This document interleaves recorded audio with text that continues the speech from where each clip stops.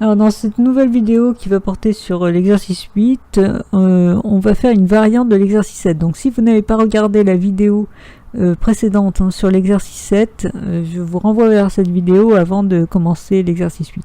Dans l'exercice 7, je vous rappelle que l'idée c'était de saisir plusieurs prix et de s'arrêter quand on saisissait 0 et à ce moment-là d'afficher au final la somme des prix. Alors cette fois-ci, dans l'exercice 8, on vous dit le programme doit faire la même chose que le précédent, c'est-à-dire saisie des prix et affichage du total, mais cette fois, avant la saisie d'un prix, une question est posée à l'utilisateur, avez-vous un prix à saisir, oui, non? La réponse doit se faire en permettant à l'utilisateur de taper soit O, soit N sans valider, donc ça va nous permettre de voir une nouvelle notion à ce niveau-là. Alors on lui demande de saisir un prix, si répond non, alors le total des prix précédemment saisi s'affiche. J'ai oublié de le préciser lors de l'exercice précédent, mais comme d'habitude, vous essayez de chercher par vous-même, quitte à chercher des techniques sur internet, par exemple pour saisir sans valider, et vous faites l'exercice et après vous regardez la correction. Donc on a compris que la logique était un peu la même, mis à part qu'au lieu de s'arrêter avec 0 pour terminer, il faut d'abord poser la question, avez-vous un prix à saisir? Alors comme le code va être assez proche et que je suis un petit peu flemmarde, je vais faire un copier-coller de ce code dans le nouveau projet. Donc je crée un nouveau projet, toujours application console exercice 8. Voilà, donc là, j'ai mis un espace par erreur, c'est pas grave. Donc là, je vais à l'intérieur coller d'abord le code de l'exercice 7, puisque on va avoir quand même pas mal de similitudes. Mis à part que, je vous rappelle que ce qu'on demande, c'est avez-vous un prix à saisir, et ensuite on va saisir soit O soit N, et si la personne répond oui, répond O, à ce moment-là, on va lui demander un prix. Donc j'ai besoin de mémoriser une réponse, et cette réponse, ça va être un seul caractère. Donc ça ne va pas être de type string, puisque le but c'est qu'on ne valide même pas, mais c'est un type char qui permet de récupérer un seul caractère. Donc je vais rajouter une variable char, et là, donc au lieu de entrer un prix, je vais demander donc la fameuse question, avez-vous un prix à saisir? Et je vais même préciser à l'utilisateur qu'il ne peut saisir que O ou N. Voilà. Donc, alors, à ce niveau du programme, on ne va pas vérifier que la personne saisit bien O ou N. On va lui faire confiance et partir du principe qu'il saisit bien O ou N. On verra dans un deuxième temps qu'on fait généralement des contrôles de saisie. On vérifie que la personne saisit bien le caractère demandé.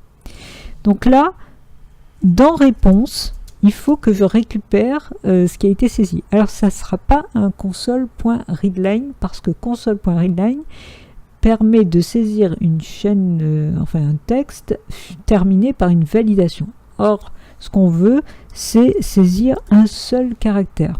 Et ça, c'est possible avec le readkey. Et là, je suis allé trop vite. Voilà.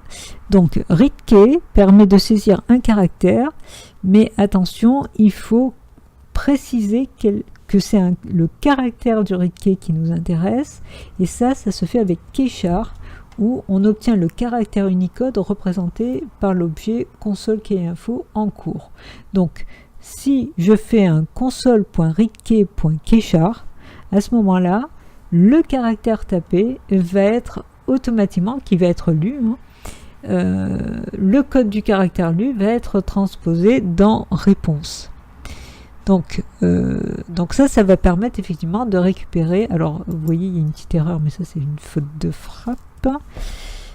Donc ça va permettre de récupérer dans réponse le caractère saisi. Du coup, au niveau de la boucle, je ne vais pas boucler tant que prix est différent de 0, mais tant que réponse est égal à oui ou différent de non. Donc, je vais faire un test sur réponse et je vais faire, alors, le égal au niveau du test, c'est égal. Donc, je vais faire un test sur le caractère O. Alors, remarquez, et c'est important, qu'en C# et dans tous les langages dérivés du C, Quand on a affaire à un type char, ce ne sont pas des guillemets qu'il faut utiliser, mais ce sont des apostrophes, des cotes pour entourer en fait le caractère correspondant.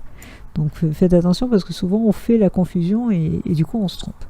Donc si la personne a répondu oui, qu'elle veut saisir un prix, eh bien à ce moment-là on saisit le prix. Donc là pour le coup la saisie doit se faire dès le début de la boucle.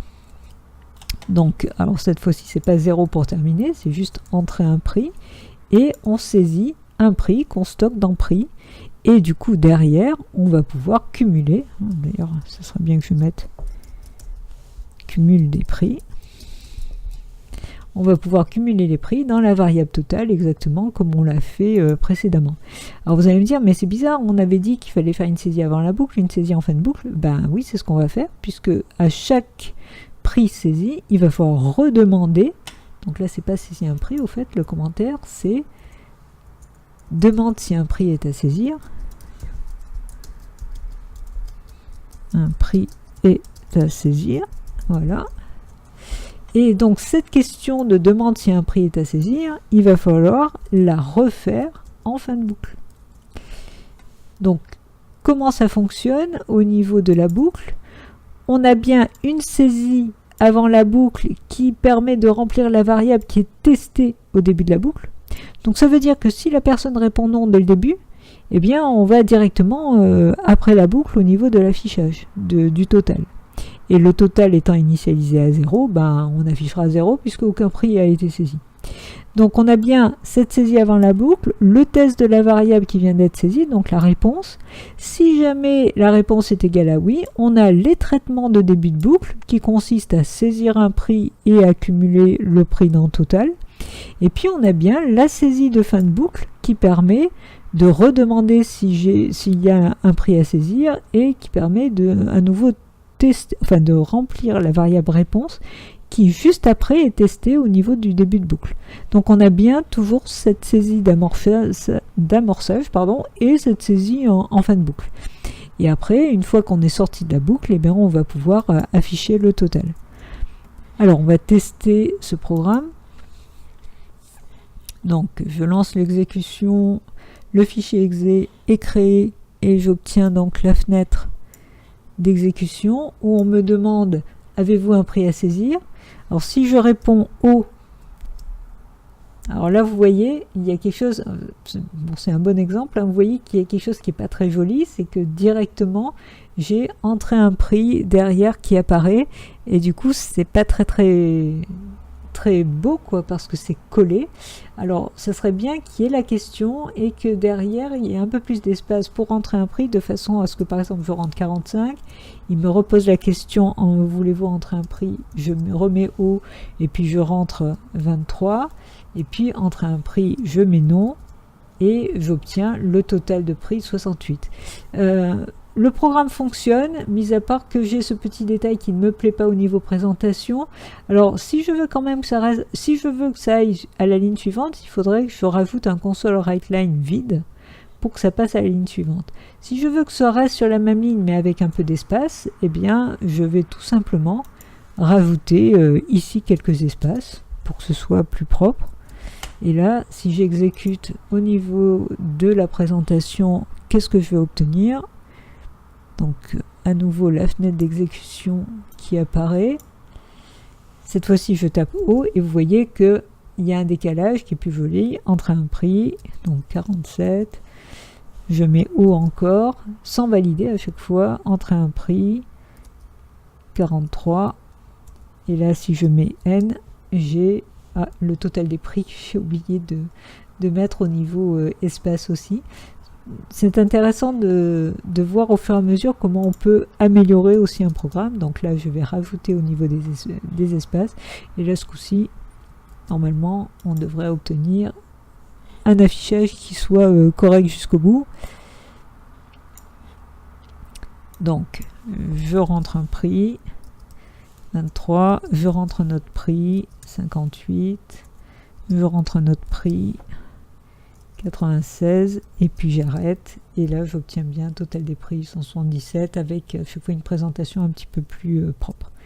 Voilà, on en a fini avec ce programme. Pensez à nettoyer, pensez à rajouter le cartouche. C'est terminé pour aujourd'hui au niveau des vidéos. Demain, on abordera d'autres types de boucles. Je vous dis donc à très bientôt et surtout pensez à coder.